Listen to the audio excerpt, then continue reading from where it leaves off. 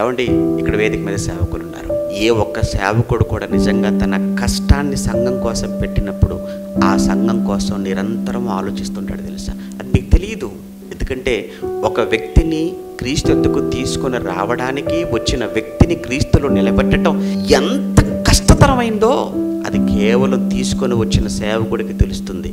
వచ్చిపోయేవాడికి తెలియదు దాని విలువేంటో, సంఘం ఏమంటే వ్యక్తి విలువేంటో, ఆత్మ విలువేంటో. ఏముందంటే లేని మాటలు, మాయ మాటలు చెవులో పెట్టేసి వాడిని సంఘానికి దూరం చేసి సహవాసానికి దూరం చేయడం క్షణంలో పని. కానీ ఒక వ్యక్తిని తీసుకురా సంఘంలోనికి, అప్పుడు నిజంగా కష్టపడి నీకు అర్థమవుతుంది. ఎప్పుడైనా కానీ ఒక కొత్త వ్యక్తిని సంఘానికి పరిచయం మీరు చేశారా, తీసుకొచ్చారా, నిలువ పెట్టారా, అది ఎంత కష్టంతో కూడుకుందో అన్న తెలియాలి అని అంటే మీరు చేసి చూడండి ప్రాక్టికల్గా.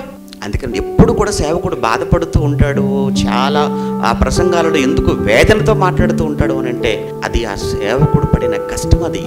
అది మీకు తెలియదు. అది ఎందుకండి నేను ఎలా మాట్లాడుతున్నాడు, ఎందుకంటే ఇతను ఇలా మాట్లాడుతున్నాడు, ఎందుకండి అలాంటి మాటలు చెప్పాలి ప్రసంగంలో అని కూసే వాళ్ళు ఉంటారు చూసారా, వాళ్ళకి తెలియదండి. పౌలంతటి మహానుభావుడు ఎఫెసు సంఘంలో ఉన్న పెద్దలను పిలిపించి మిలేతుకు ఆ ఎఫెసు సంఘ పెద్దలతో మాట్లాడుతున్నప్పుడు చెప్పిన మాట అంటే తెలుసా?